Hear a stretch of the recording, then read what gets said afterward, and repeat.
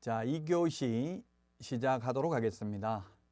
자, 우리 교재 이제 12페이지 진도 나가도록 하겠는데요. 총칙입니다.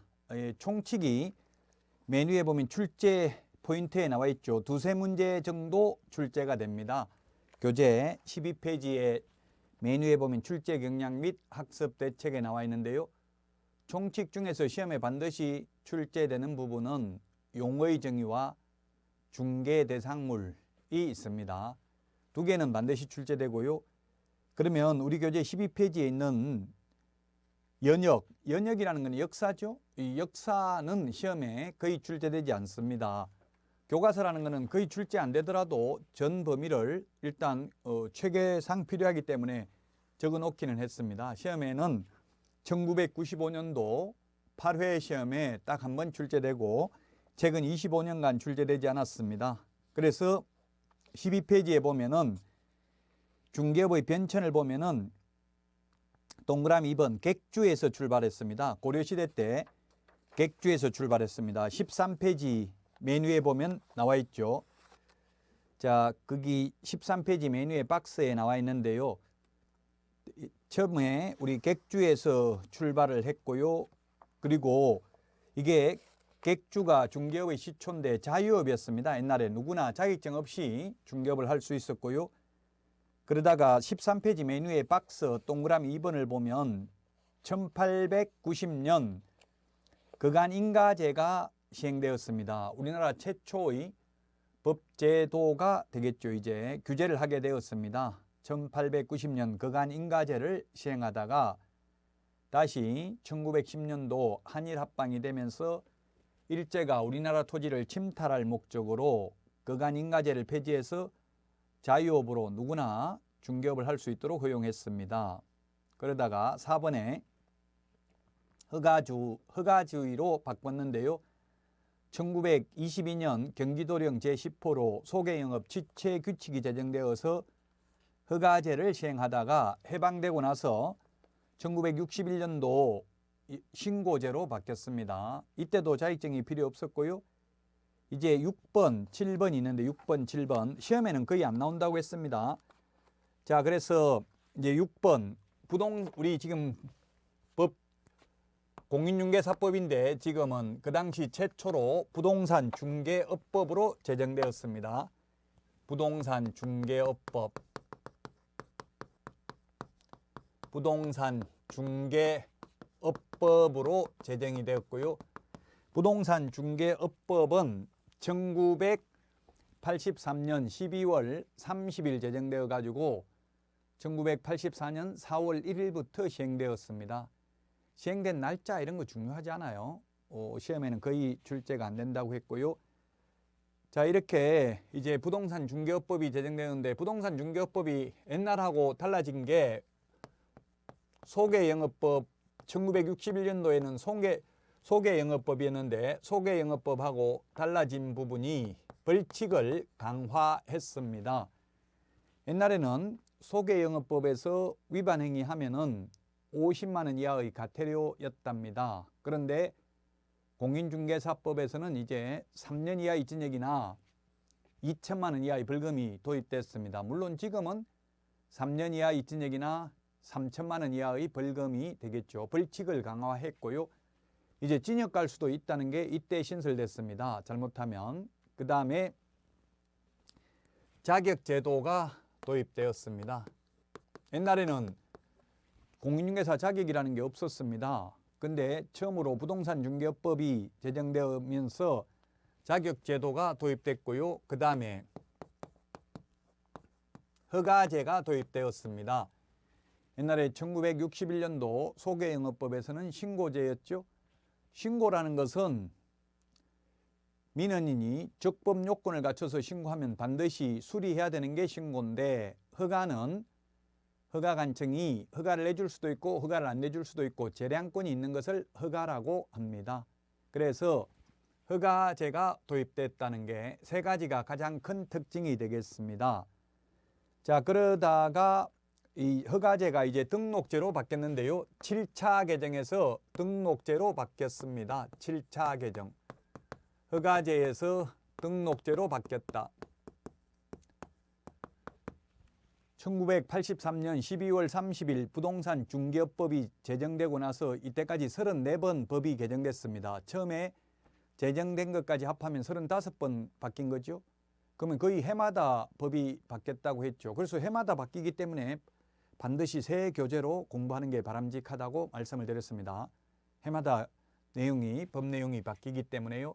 자, 그래서 1999년 7월 1일 김대중 정부 때부터 허가제에서 등록제로 바뀌었다. 저는 1999년 4월 25일 날 자격을 취득했는데 제가 허가 신청을 했는데 허가가 안 나오더라고요. 그래서 제가 전화해서 물어봤어요. 언제 허가 나옵니까? 물으니까 모르겠다 이렇게 하더라고요. 그래서 모르는 게 말이 되냐. 개업해야 되는데 이렇게 하니까 한 명 폐업하면 허가해 주겠다 하더라고요. 그래서 옛날에 1999년 이전에는 허가 총량제를 시행했습니다. 개업공개사가 많이 있으면 투기를 조장해서 국민들에게 피해를 입힌다고 생각한 겁니다. 그래서 그 당시 제가 1999년도 자격을 취득했을 때에는 약 4만 명 정도 되었습니다. 개업공개사 숫자가. 지금은 개업공개사 숫자가 약 11만 명인데요. 그래서 언제 허가 나오냐 물어보니까 한 명 폐업하면 허가해 주겠다 이렇게 말을 하더라고요. 근데 지금은 이제 등록제로 바뀌었습니다. 1999년 김대중 정부 때 등록제로 바뀌어서 지금도 계속 등록제를 시행하고 있는데 등록제라는 것은 등록을 신청하면 적법 요건만 갖추면 반드시 등록을 해 주어야 하는 게 등록제입니다. 허가는 허가를 안 내줄 수도 있다고 했죠. 신고와 등록이 그러면 똑같네요. 다만 신고하고 등록이 다른 점은 신고는 자격이 필요 없는데 등록은 전문 자격을 취득해야 됩니다. 그래서 지금 현재 우리나라의 의사, 약사, 변리사, 한의사, 공인중개사 모두 등록제를 채택하고 있습니다. 전문 자격을 모두 취득해야 된다는 점이 차이점이 되겠죠. 신고와 다른 점은. 자, 이렇게 이제 허가제로 바뀐 게 가장 핵심적인 내용이고요. 그 다음에 또 9차 개정에서 이제 법 이름이 제명이 변경됐습니다. 제명이라고 하죠. 법 이름, 제목이 바뀌었다고요. 제명이 변경됐는데 부동산 중개업법에서 법 이름이 공인중개사의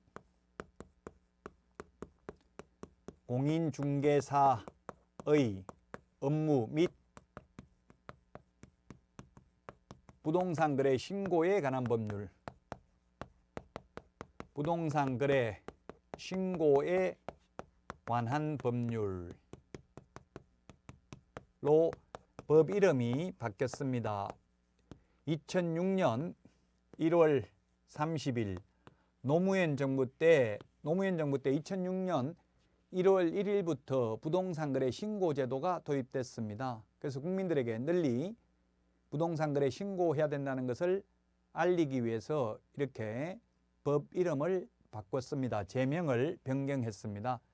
이때까지 34번 법이 바뀌었는데 그중에서 가장 획기적인 내용만 보고 있고요. 실제 시험에는 이게 거의 출제되지는 않지만 사전 배경 지식입니다. 어떻게 해서 지금 현재 공인중개사법이 탄생했는지를 보고자 하는데 취지가 있습니다. 그 다음에 24차 개정이 있었는데 24차 개정에서 또 제명이 바뀌었는데 이제 공인중개사법으로 바뀌었습니다. 공인중개사법. 지금 전문 자격사들은 변호사법, 법무사법, 공인회계사법 이렇게 다 전문 자격사들은 법 이름이 있는데 우리는 법이 21글자입니다. 너무나 길죠? 공인중개사의 업무 및 부동산 거래 신고에 관한 법률. 그래서 개업공개사의 공신력을 확보해 주기 위해서 이제 전문자격사법으로 법 이름을 바꿨습니다. 공인중개사법하고 이제 부동산 거래 신고에 관한 법률을 분리했습니다. 부동산 거래 신고에 관한 법률과 공인중개사법을 분리했다. 2014년 7월 29일 날 이렇게 두 개의 법을 분리하게 되었습니다. 물론 날짜 암기할 필요 없죠. 그래서 지금까지 이제 공인중개사법으로 그대로 사용되고 있습니다. 그래서 이제 이때 바뀐 내용이 수수료라고 하면 천박한 느낌이 들기 때문에 수수료를 중개보수로 이름을 바꿨습니다. 중개보수. 근데 아직도 수수료 이런 말 하죠. 여러분들은 좀 수수료 품위를 지켜야 됩니다. 수수료라는 말을 사용하지 마십시오. 이제 중개보수로 바뀌었습니다. 그 다음에 중개업자라고 부르던 것, 중개업자도 사채업자, 청부사례업자, 의미가 부정적 의미죠. 그래서 중개업자라는 말도 이제 개업공인중개사로 바뀌었습니다. 개업공인중개사. 그래서 지금도 텔레비전에 보다 보면 뉴스에 보면 중개업자 이렇게 나옵니다. 사채업자, 청부사례업자 부정적 이미지가 강하잖아요. 그래서 전문 직업사, 직업을 가진 사람 이름으로 개업공개사로 이름을 바꿨습니다. 그리고 옛날에는 중개인이라는 말이 있었습니다. 중개인이라는 말을 옛날에 복덕방 하던 분들, 자격증 없이 중개업을 하던 분들, 이분들도 2006년 1월 30일부터 이제 중개인이라는 말이 없어지고 지금은 법 7638호 부칙 제6조 2항의 규정에 의해서 등록을 한 것으로 보는 자 이렇게 부르겠습니다. 이걸 줄여서 부칙개공이라고 하겠습니다. 옛날에 복덕방 하던 분들 자격증 없이 지금도 중개업을 하는 분들을 일컫는 말이 되겠습니다. 자, 여기까지는 시험에는 거의 출제가 안 되고요. 사전 배경 지식을 말씀드렸습니다. 지금 14페이지까지 말씀을 드렸고요. 15페이지 최근 개정된 내용까지 다 봤고요. 이제 16페이지가 법제 1조입니다. 법제 1조고요. 16페이지. 제가 그 첨부 파일 내드린 거 암기 프린터, 핵심 비교 정리 프린터 요 2장 4페이지만 하면 80점 받을 수 있다고 했죠. 그 1번에 있습니다. 자, 목적입니다. 목적. 공인중개사법의 제정 목적. 시험에는 8번 출제됐습니다. 8번 출제됐으면 32번 시험을 봐서 8번 출제됐기 때문에 4년에 한 번 출제가 되었죠. 그렇게 중요한 내용은 아닙니다. 해마다 출제되는 것만 정확하게 알아도 80점은 받을 수 있거든요. 자, 그래서 목적을 보면 첫 번째 공인중개사의 업무 등에 관한 사항을 정하여 그 전문성을 제고하고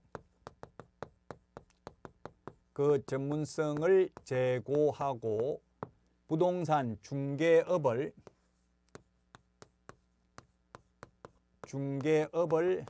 건전하게 육성하여 중개업을 육성하는데 중개 업무를 육성한다. 중개업자를 육성한다라고 하면 X입니다. 중개업을 육성하여 국민 경제 이바지하는 것이 목적입니다. 국민 경제 이바지하는 것이 목적이다. 국민재산권 보호 하면 X입니다. 국민재산권 보호, 공공복리 다 같은 의미지만 법조문 있는 그대로 대답해야 되기 때문에 이게 시험에 나오면 어렵습니다. 그래서 계속 우리 암기 프린터, 핵심 비교 정리 프린터 업로드 해드리는 거 계속 반복해서 보시면 되겠습니다. 공인중개사의 업무 등에 관한 사항을 정합니다. 개업공개사 등이라고 해도 X가 되겠습니다. 자, 16페이지 요거는 4년에 한 번 정도 출제되고요. 이제 17페이지 보도록 하겠습니다. 17페이지 법적 성질입니다. 법적 성질을 보면 중간법, 양가로 2번 일반법, 양가로 3번 특별법, 양가로 4번 국내법 이렇게 되어 있죠. 17페이지.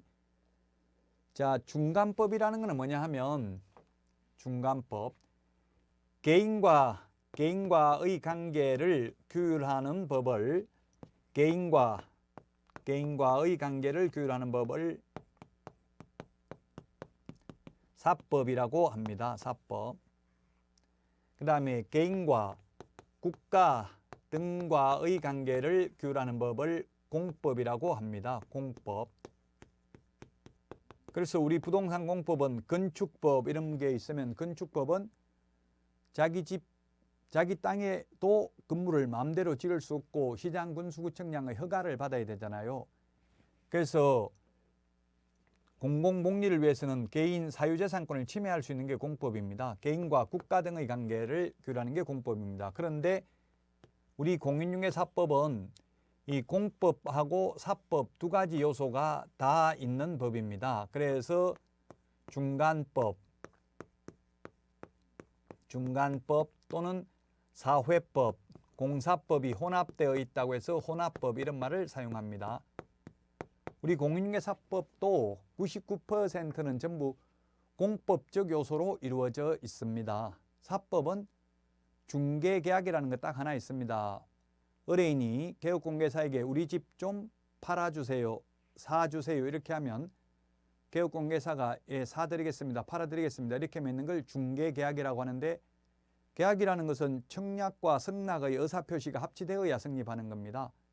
손님이 우리 집 좀 팔아주세요 하는데 개업공개사가 싫어요, 당신 같은 사람 집은 절대 못 팔아줍니다 이렇게 해도 공인중개사법 위반은 아닙니다. 왜냐하면 청약을 해도 승낙을 거절할 수 있기 때문에 그렇습니다. 자, 그래서 중개계약만 사법적 요소고 나머지는 다 공법적 요소로 이루어져 있다. 자, 그 다음에 양가로 2번 부동산 중개와 관련해서는 일반법이고요. 양가로 3번 민법이나 상법에 비해서는 특별법이다. 일반법, 특별법은 상대적 개념입니다. 절대적 개념이 아니고, 따라서 공인중개사법은 때로는 일반법, 때로는 특별법적 지위를 가지죠. 즉 부동산 중개와 관련해서는 일반법이고 민법이나 상법에 비해서는 특별법인데, 이렇게 일반법, 특별법을 분류하는 이유는 일반법과 특별법이 충돌했을 때에는 특별법 우선의 원칙에 따라서 특별법을 먼저 적용하기 위해서 구분을 합니다. 민법하고 충돌하는 부분이 있죠. 민법에서는 미성년자라도 법정 대리인의 동의를 받으면 단독으로 유효한 법률 행위를 할 수 있습니다. 그러나 공인중개사법에서는 미성년자의 경우에는 절대로 중개사무소에서 근무할 수 없습니다. 민법에서는 24시간 편의점에 부모 동의 받으면 알바할 수 있습니다. 미성년자도. 그런데 공인중개사법에서는 미성년자는 중개사무소에 근무할 수 없다라고 되어 있기 때문에 특별법인 공인중개사법을 먼저 적용합니다. 자, 그 다음에 국내법입니다. 대한민국 영토 내에서만 적용됩니다. 양가로 4번 우리 17페이지.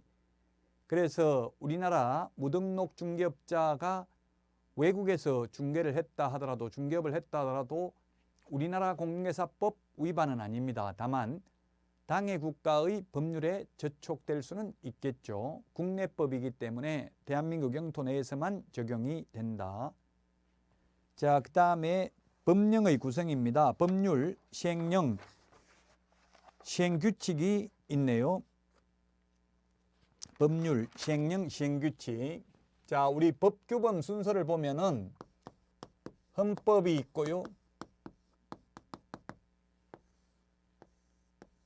헌법이 있고요. 그 다음에 법률이 있습니다. 법률. 그 다음에 시행령. 시행령을 다른 말로는 대통령령이라고 합니다.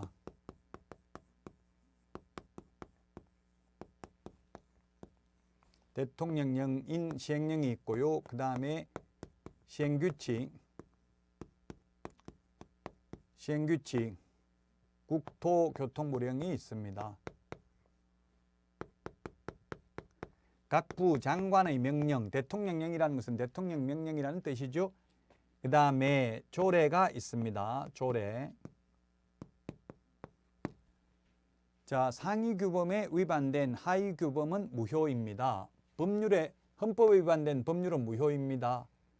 그래서 대표적인 게 우리 민법은 1960년도부터 시행을 해서 지금까지 사실상 우리 시험 범위에 들어가는 103조부터 766조까지는 한 번도 개정이 안 됐는데 딱 하나 개정됐습니다. 헌법에 위반된다고 해서. 그게 뭐냐면 임대차의 최장기 존속 기간은 20년을 초과할 수 없다는 규정이 있었는데 헌법에 위반된다고 해서 지금은 30년, 40년도 가능합니다.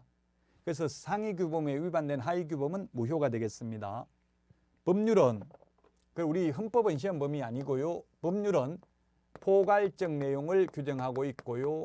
그 다음에 시행령은 세부적 내용을 규정하고 있고 시행규칙은 아주 세부적인 내용을 규정하고 있습니다. 그래서 우리 시험에 이러이러한 것은 대통령령으로 정한다, 국토교통부령으로 정한다, 이런 게 시험에 4문제 정도 출제가 됩니다. 그러나 4개 지문 정도가 나옵니다. 오지선다형 중에서. 그러나 그건 거의 답으로 안 하시면 됩니다. 이걸 대통령령에 있는지 국토교통부령에 있는지 다 알 수는 없죠. 아주 세부적인 거, 디테일한 거, 확인설명서, 서식 같은 것은 전부 시행규칙에 있습니다. 자, 우리 공인중개사법은 법률이 51개 조문이고요. 시행령이 38개 조문, 시행규칙이 29개 조문이고요. 다 합하면 118개 조문입니다.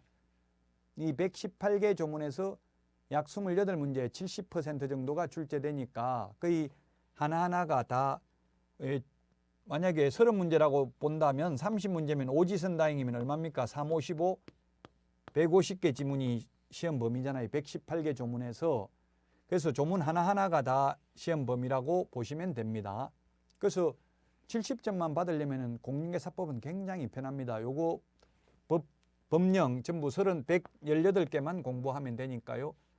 시행령하고 시행규칙을 합해서 법규명령이라고 부르고요. 법규명령. 이 법규명령하고 법률을 합해서 법령이라고 합니다. 법령.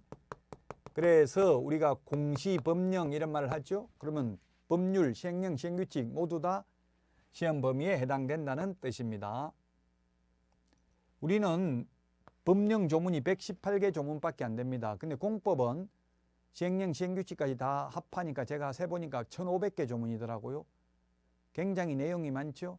그래서 공인중개사법은 70점만 받으려면 118개 조문만 하면 되고, 근데 100점을 다 받으려고 하면 공인중개사법도 조문이 굉장히 많아집니다. 부동산 거래 신고에 관한 법률, 시행령, 시행규칙, 매수 신청 대리 예규 규칙 있고요. 그 다음에 또 주택임대차보호법, 상가임대차보호법 2개 합하면 시행령, 시행령까지 합하면 100개 조문이거든요. 시험에 2문제 나오는데 100개 조문 알아야 돼요. 그 100점을 받으려고 하면 공인중개사법도 내용이 많은데 딱 70점만 받으려고 하려면 118개 조문 요것만 하면 됩니다. 그래서 훨씬 더 내용이 적죠. 공법보다는. 그래서 공법은 말장난이 심하지 않은 대신에 공인중개사법은 법조문이 몇 개 안 되다 보니까 말장난이 굉장히 심합니다. 따라서 여러분들이 과목의 특성을 빨리 파악을 해야 됩니다. 공인중개사법은 끝까지 다 읽어봐야 되고요. 말장난에 익숙해져야 됩니다. 처음에는 좀 여러분들이 힘들 수 있지만 몇 번만 말장난 속여보면 금방 익숙해지죠. 여러분들은 지금 순수하기 때문에 남을 한 번도 속여보지 않았기 때문에 아마 처음 문제 보면 짜증날 수가 있어요. 공인중개사법은. 과목의 특징이 그렇습니다. 법조문이 몇 개 되지 않기 때문에 문제를 그렇게밖에 낼 수밖에 없다. 안 그러면은 전부 100점이 나오니까 공인중개사법이 100점이 옛날에 600명이 나온 적이 있습니다. 그래서 출제위원들 다 잘렸습니다. 출제위원들은 문제 잘못 출제하면 연대 책임을 집니다. 그래서 출제위원들이 뭐 작년에 보면 학개론, 부동산 학개론 5명이 들어가셨는데 5분들이 10문제씩 출제합니다. 10문제씩 출제하면 50문제죠. 그래서 상호 크로스 체크해서 2문제를 뺍니다. 각자 출제한 것 중에서 논란의 여지가 있는 거 빼고 나머지 8문제씩 하면 40문제가 되겠죠. 그래서 나중에 이 신청이 인용되면 한 문제 인용되면 1년, 2문제 인용되면 2년간 출제위원으로 들어갈 수 없습니다. 그래서 이 신청은 해마다 200문제가 되겠는데요. 우리 각 과목 40문제씩 5과목이니까 200문제죠. 200문제 100% 다 이 신청이 됩니다. 근데 인용되는 것은 거의 한두 문제 될까 말까입니다. 잘 안 됩니다. 내가 틀린 거는 다 이 신청한다고요, 일단. 그래서 옛날에는 학원 강사들도 이 신청이 가능했었습니다. 근데 지금은 시험 보신 분들만 이 신청이 가능하도록, 다른 사람은 아예 로그인 자체가 안 됩니다. 다 막아놨습니다. 그 다른 사람, 근데 이 신청이 사실은 보면은 많이 된 건수 위주로 검토는 한다더라고요. 한 명이 신청했으면 그런 거는 검토를 거의 안 하는 거예요. 실제 문제를 잘못 출제했다 하더라도.